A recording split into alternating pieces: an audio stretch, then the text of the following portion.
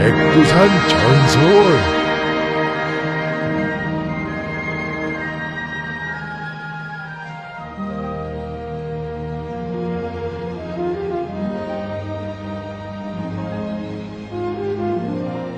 안녕하세요. 오늘은 신선꽃 사슴에 얽힌 이야기를 해드리겠습니다. 옛날 백두산에는 목에다 금패와 은패를 건 신선꽃 사슴이 있었다고 합니다. 이곳의 주장은 꽃사슴을 잡아서 일확천금을 해보려고 해마다 사냥꾼들을 산으로 보내곤 하였습니다. 그러나 사냥꾼들은 밤마다 헛물만 켜고 돌아왔습니다. 백화만발한 꽃밭에서 꽃사슴이 뛰노는 것을 보고 달려가면 꽃사슴은 겁도 먹지 않고 태연하게 서 있었습니다. 그러나 정작 잡으려고 하면 껑충껑충 뛰어가곤 하였습니다.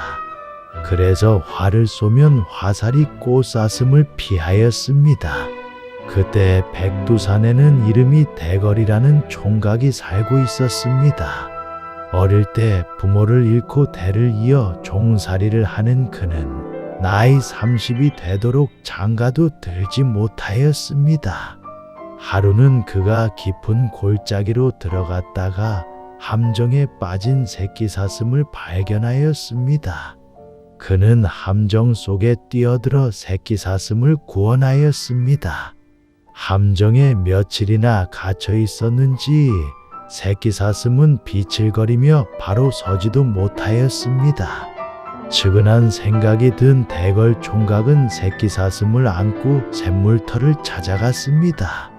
그는 자기가 가지고 온 쌀가루를 물에 풀어서 한 숟갈씩 새끼사슴에게 먹였습니다. 대걸 총각이 지니고 간 음식을 다 먹은 새끼사슴은 뜨거운 눈물을 흘리면서 말하였습니다. 나는 백두신령의 후예인 꽃사슴의 딸이에요. 부모들 모르게 나와서 뛰놀다가 그만 봉변을 당했댔어요. 이 태산 같은 은혜를 부모님한테 이야기하고 꼭 갚아드리겠어요. 이게 무슨 은혜라고 그러느냐? 어려워 마시고 소원을 말하세요. 내 몸이나 조심하여 부모들을 찾아가거라. 대걸 총각은 새끼사슴이 사라질 때까지 바라였습니다. 새끼사슴은 가면서도 몇 번이나 뒤를 돌아보는 것이었습니다. 이듬해 봄이었습니다. 대걸 총각이 백두산 기슭에서 혼자 일하고 있는데 꽃사슴 한 마리가 껑충껑충 뛰어왔습니다. 아저씨, 안녕하세요. 하고 꽃사슴이 인사하였습니다. 대걸 총각은 어안이 벙벙해났습니다. 작년에 함정에 빠졌던 새끼사슴이에요. 그제야 대걸 총각은 그러냐? 몰라보게 컸구나. 하면서 꽃사슴의 등허리를 토닥여 주었습니다. 지금 저 분나무 숲속에서 한 여인이 헤매고 있어요. 그 여인이 바로 아저씨 천생배필이에요. 그리하시고 살뜰히 보살펴 주세요. 꽃사슴은 어떠냐는 듯이 두 귀를 쫑긋거리었습니다. 고생하는 사람을 돌봐주는 건 응당한 일이지만 천생배필이란 웬 말이냐? 아저씨, 천생배필은 하늘도 막지 못한대요. 빨리 가보세요. 꽃사슴은 춤이나 추듯이 껑충껑충 뛰어갔습니다. 아무튼 산속에서 여인이 헤매고 있다 하니 가보지도 않을 수 없는 일이었습니다. 대걸 총각은 꽃사슴이 가리켜주던 분나무 숲으로 달려갔습니다. 한참이나 찾아서야 골짜기 밑에 누워있는 한 여인을 발견하였습니다. 그대는 누구시온데 이런 외진 곳에 홀로 있나이까? 대걸 총각이 조심스럽게 묻자 여인은 눈물을 흘리며 대답하였습니다. 나는 일찍이 부모를 여의고 부잣집 종으로 있었나이다. 부자놈에겐 다리를 쓰지 못하는 병신 아들이 있사온데 나를 그 자식의 첩이 되라고 핍박하지 않겠나이까. 나는 죽어도 못하겠다고 딱 잡아떼었나이다. 어젯밤에는 나를 끌어다 강제로 병신방에 가두었나이다. 나는 할 수 없이 수능하는 체하다가 밤중에 뛰쳐나와서 죽기 내기로 도망쳤나이다. 금방 마을을 벗어나니까 난데없는 꽃사슴이 앞길을 가로막고 나를 여기까지 태워다 주었나이다. 여기에 대걸이라는 총각이 있어요. 그에게 의탁하면 복을 받을 거예요. 그런데 사슴 등에서 밤을 새우다 보니 이렇게 지쳤나이다. 대걸 총각은 속이 섬찟해놨습니다. 이 여인이 기다리고 있는 사람이 바로 자기가 아닌가? 대걸 총각은 일부러 모르는 체하고 넌지시 물었습니다. 그 대걸 총각은 어떻게 찾겠나이까? 그인 지난 봄에 꽃사슴을 구해준 은인이옵니다. 분명 자기였습니다. 고사슴이 이미 다 알려주었는지라 대걸 총각은 솔직하게 자기의 신분을 밝혔습니다. 여인은 대걸 총각에게 절을 올리며 당돌하게 입을 열었습니다. 그대와 나는 모두 일찍이 부모를 여의고 의탁할 곳이 없는 처지옵니다. 천한 계집이오나 거두어 주시기 바라옵니다. 나라는 사람은 빈털터리온다. 어찌 한평생 고생하며 살겠나이까? 부끄럼을 무릅쓰고 속심을 말했사오니 방자하다고 나무라지 마옵소서. 그대가 허락하지 않으면 내가 어디로 가고 어떻게 살아가오리까? 대걸 총각은 실 한 올이 보태줄 것이 없는 자기를 따르려는 여인의 신세가 가련하고 고마웠습니다. 대걸 총각이 꽃 같은 색시를 얻었다는 소문을 들은 주장은 마음이 근질거려서 앉아있을 수 없었습니다. 어슬렁어슬렁 대걸 총각의 움막 앞까지 온 그는 마당가에 있는 아름드리 버드나무 뒤에 숨어서 색시를 훔쳐보았습니다. 색시는 비록 수수한 종옷을 걸치기는 하였으나 아름답기 그지없었습니다. 주장은 눈이 퀭해서 색시가 움막으로 사라질 때까지 바라보았습니다.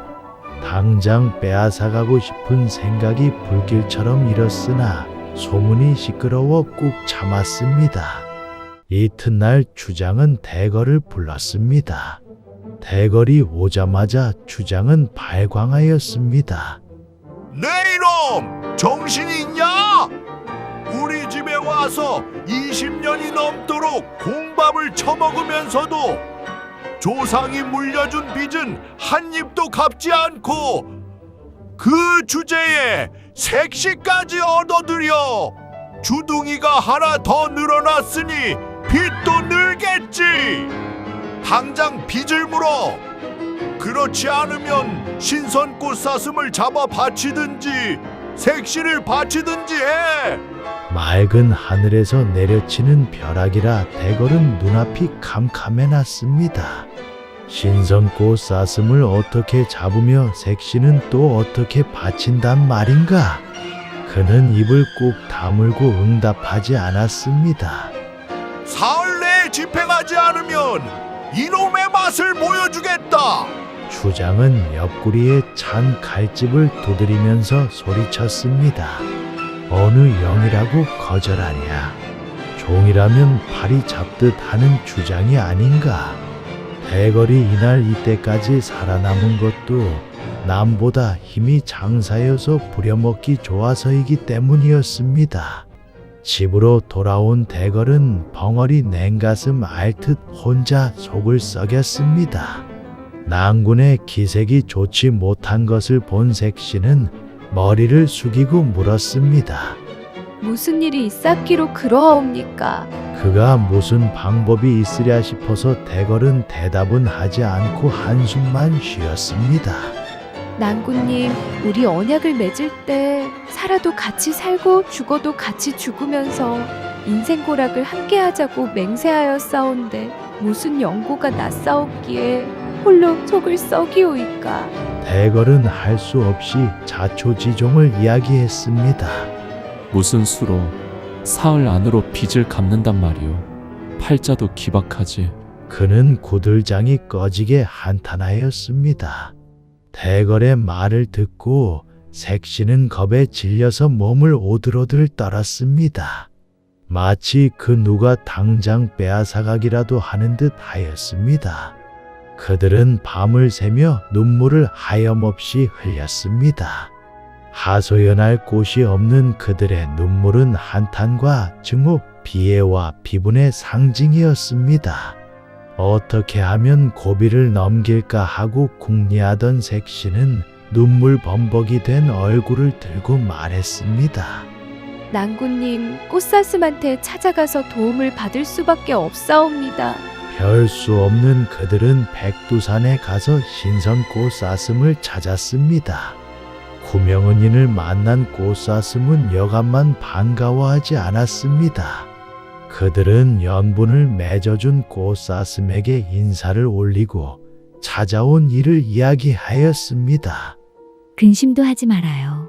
라고 꽃사슴은 시름을 놓게 한 후 여차여 자하라고 알려주었습니다. 집으로 돌아온 대걸은 주장을 찾아갔습니다. 내일 신성꽃 쌌음을 산채로 잡아서 바치겠나이다. 짐꾼 4사람을 빌려주옵소서. 정말이냐? 제가 나으리를 감히 속이겠나이까? 무슨 방법으로 잡을 테냐? 그건 묻지 마옵소서. 조상 때부터 진 빚을 몽땅 갚았다는 증서나 하여 주옵시면 감사하겠나이다. 네 이놈! 큰 소리 작작 쳐!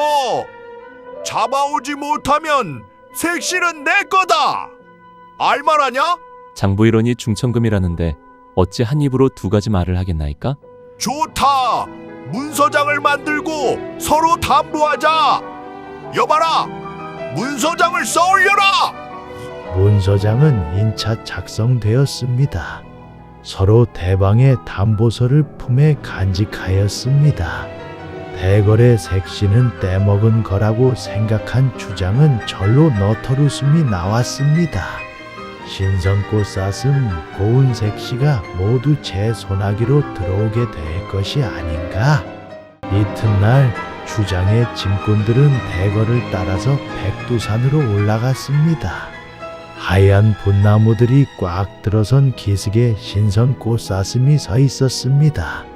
대걸은 화살을 겨냥하여 힘껏 당겼다가 놓았습니다. 화살은 꽃사슴의 정강이를 꿰뚫고 지나갔습니다. 꽃사슴은 그 자리에 쓰러졌습니다. 짐꾼들은 우야 달려갔습니다. 그들은 신선 꽃사슴의 4다리를 꽁꽁 묶어가지고 함께 메고 마을로 돌아왔습니다. 주장내 우라는 신선 꽃사슴을 구경하러 온 사람들로 꽉 찼습니다. 신선 꽃사슴의 목에서는 금패와 은패가 황홀한 빛을 뿌리었습니다. 대번에 돈가리에 앉게 된 주장은 배를 쑥 내밀고 신선 꽃사슴 주위를 빙빙 돌았습니다. 그의 눈길에는 음흉한 빛이 번뜩이었습니다. 대걸이 신선 꽃사슴을 산채로 잡아오면 밤에 가만히 잡아치우고 백두신령을 해친 죄를 대걸에게 들씌운 후 그를 죽이고 색시를 재려하였던 주장이었습니다. 일이 뜻대로 척척 풀려가니 큰 주연을 차리고 경사를 축하하였습니다. 대걸이 큰 공을 세웠네. 나는 말한 대로 하겠네. 하고 주장은 큰 소리 치면서 대걸에게 술 사발을 권하였습니다. 밤중이 되었습니다. 주장의 영을 받들고 신선 꽃사슴을 죽이려 들어갔던 하인들이 불이야! 하고 아우성치며 뛰어나왔습니다. 글쎄 사슴의 눈에서 불꽃이 튀더니 사슴의 온몸이 불길로 활활 번지는 것이 아니겠는가. 불길을 아는 신선꽃 사슴은 자기를 가두어 놓은 참나무 울바자를 훌쩍 뛰어넘어서 주장내 지붕 위로 올라갔습니다. 신선꽃 사슴이 대굴대굴 구르니 지붕 위에서는 삽시의 3단 같은 불길이 솟구치었습니다. 불길은 싱싱 날아가서 주장 내 창고까지 삼켜버렸습니다. 미처 잠을 깨지 못한 주장 내 식솔들은 죄다 재무지로 되고 말았습니다. 마음씨 착한 대걸레 부부가는 불을 지르고 온 꽃사슴을 안고 감격에 젖어서 눈물을 흘렸습니다.